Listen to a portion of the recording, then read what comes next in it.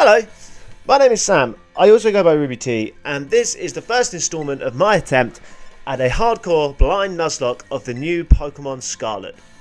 If you don't know what a hardcore Nuzlocke is, I'll put some little notes for you up on the screen with the main rules in the description. But essentially, you can only catch one Pokemon per route. Once a Pokemon faints, it will count as dead. You have to nickname all your Pokemon. And yeah, there's some other clauses and stuff. I'll explain them all in the description below. But essentially, it's a more difficult way of playing the game.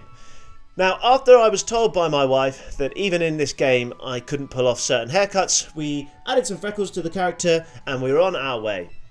We start off the game in this new region of Paldea when our mum has a fairly, unchildlike meeting with this weird professor guy who looks like the man from MasterChef. But anyway, that aside, pretty soon, once we're into the game, it's time for us to choose our starter. These are the ones you can choose from. There's a green cat and an orange crocodile and Ducklet. But actually, to be fair, Ducklet in like style, but Quaxley may be the best name of any starter Pokemon I've ever seen in my life. So yeah. Anyway, we took a little trip and a little run down this hill. And it's pretty cute. I mean, I've got to be honest, like, some of the stuff in this game is just fantastic. I know there's been a lot of, like, negative hate for this thing, but look, you can look at the little Pokemon following you around. This is absolutely insane. Like, yeah, I don't know. No hate for the games in these comments, please. Anyway, we arrive at the house, we meet our rival, and I decide to go with the Fire-type starter. Now, for the nickname theme for this run, I've decided to use the names of people in the Discord who most likely and most enjoy my content. So Gemma had a spinning wheel app on her phone and put the names of all the Discord regulars into it.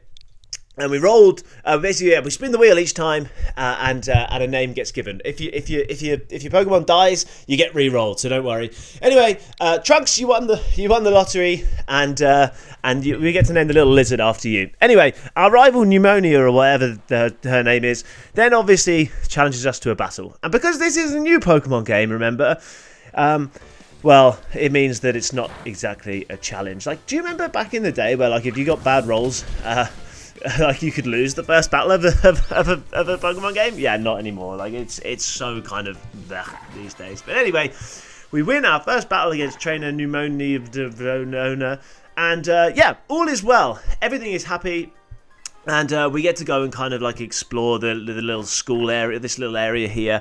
And I learned that you can throw your Pokemon out from a Pokeball. Like, I swear to God, if someone would have told me this when I was a kid, like this open world Pokemon game would have existed where I can press a button and pop my Pokemon out of like its Pokeball and then back into it again, it would have literally blown my mind. Like, this is unbelievable for old people like me. Anyway, we get out onto the first route, I close my eyes, and Gemma sort of vaguely shouts directions to point me towards nearby Pokemon. This is a genuine process every time. Like, this is how we're doing the encounters, because obviously you can see them in this overworld. There's no way to do it otherwise.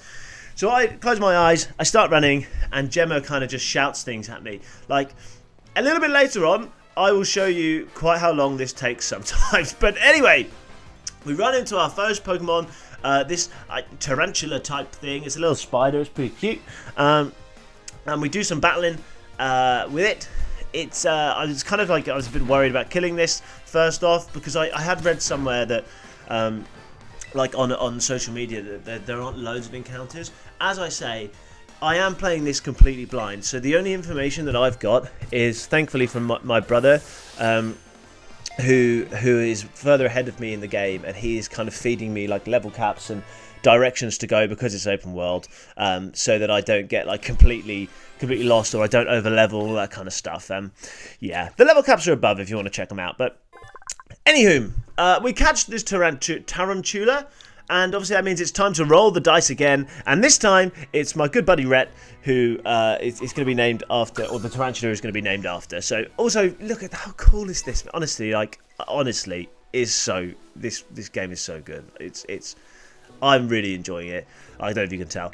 Anyway, we explore the route a little bit more, pick up a few items and stuff, and just generally enjoy our time playing the game.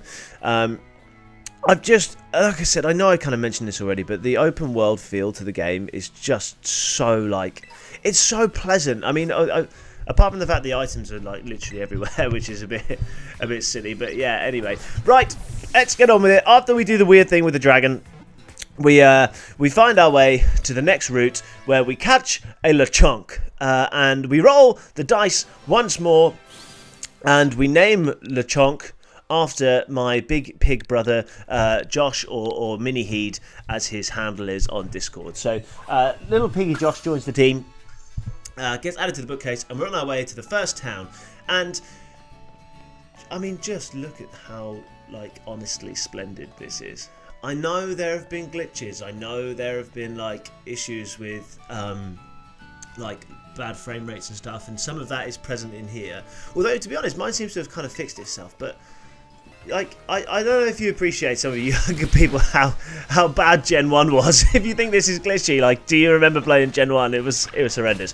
Anyway, we just about we do some trainer battles, trying to like train up our Pokemon. When things are going really, really well, we managed to scrape past this Roly-Coly, which was a very difficult battle for us, and then this evil monster Psyduck ambushes us afterwards. We can't run away from it because it's faster than literally all of our friggin' Pokemon, which is so annoying. So I switched Lechonk out into Rhett, and then unfortunately, after taking some serious damage, we have to sack Lechonk. So yeah, really good start, everyone. We lost the Pokemon already.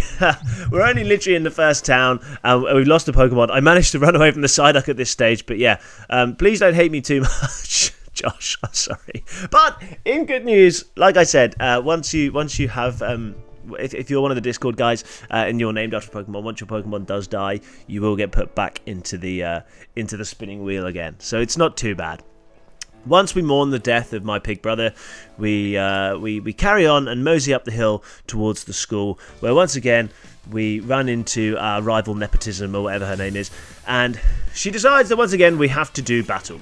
Sending out her weird Sprigato thing, we send out Rhett the Spider, who easily eats the little cat for breakfast, and then Pneumonia goes for the new gimmick for this generation. So if you don't know, the new gimmick for this generation appears to be this thing called terrestrializing. They basically made everything in this game impossible to pronounce. So each Pokemon has a Terra type. I'm going to be honest with you, I really don't understand exactly how it works yet, other than I think if the Terra type is the same as your usual type on that Pokemon, it makes your attack like an extra stab bonus on top of the stab bonus.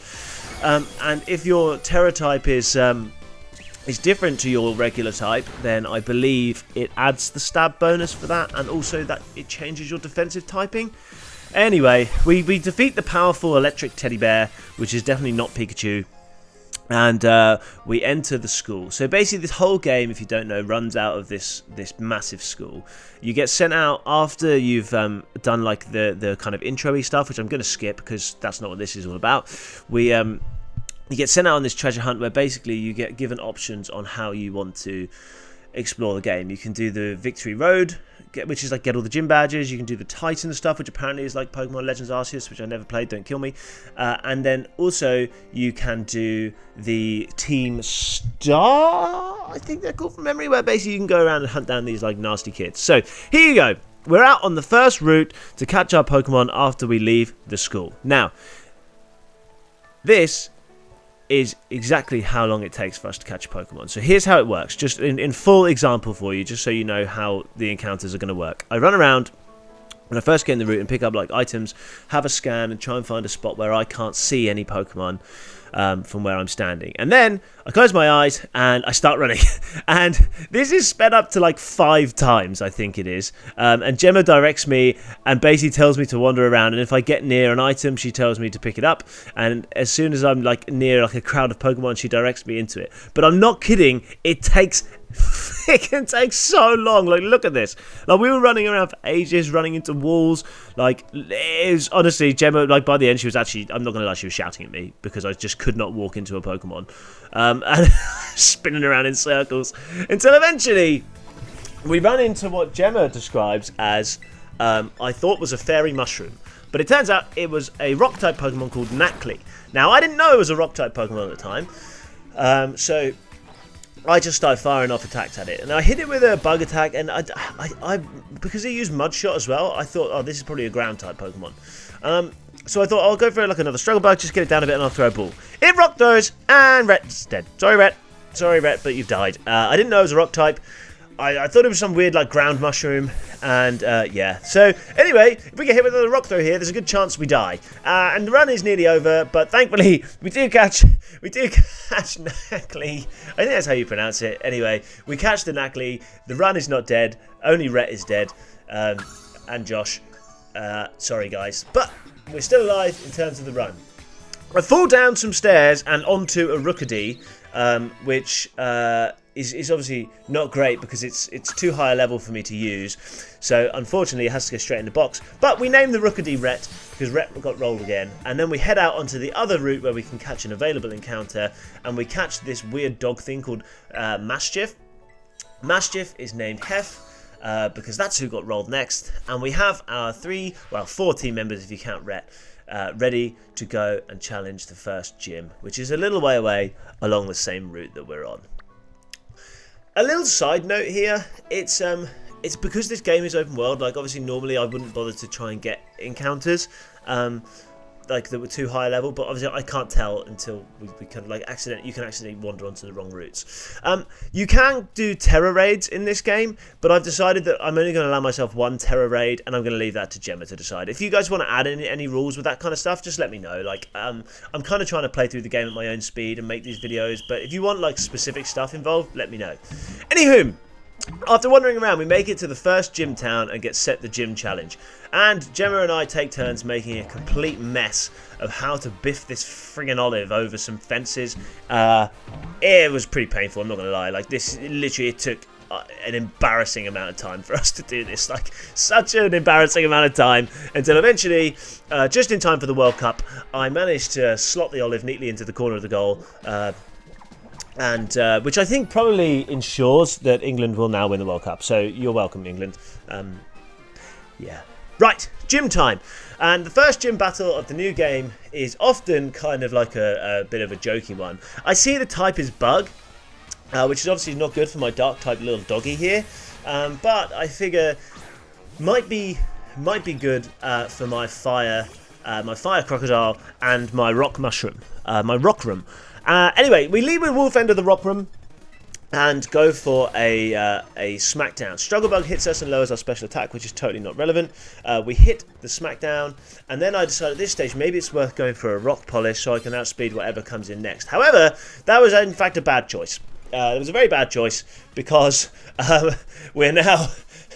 we got hit and we're now actually in range of being kind of killed, which shows you how long it's been since I've played any Pokemon, and certainly how long it's been since I've done a Nuzlocke, because I don't know what I was trying to do there. I figure at this stage, since we're this early on and we have got a big fire crocodile in the back, I can risk that I'll be faster after a rock polish, and I am. So we managed to take out the Nimble, which is pretty good. Next up is this tarantula thing, which I used to have until it was killed by this rock mushroom of mine. I decided not to risk the rock mushroom because I figure the fire type crocodile will be pretty good. So Trunks takes a bug bite and survives, and then I decide to go for my terrestrial. I mega revolve into this fire candle, and then we manage to land a big fire ember and kill the spider, which is wicked. And then the gym leader sends out the very bug type Teddiursa. But I understand from after this battle that it seems that every gym leader gets like a non-Pokemon of their type, but has the Terra type that corresponds to it. So it becomes a bug type Teddiursa, which is kind of cool. I'm not going to lie, I think it was pretty cool. It hits some pretty soft Fury swipes. We retaliate with a big candle ember, nearly kill the thing, and then it comes back and like does its weird bug animation thing with Fury Cutter, but it's just not enough damage. And we managed to take the first gym badge with only 2 deaths. That's embarrassing, but there we go. So that's going to be the end of the first episode today, guys. Let me know what you want to see out of this, if there's anything you want to see. If you want me to extend these and kind of do a bit more explanation, a bit more exploring stuff, or whether you like them at this speed, how frequently you want them. But mostly, thank you for watching, and it's cool to be out here making content again. So yeah, I'll catch you guys later. Goodbye.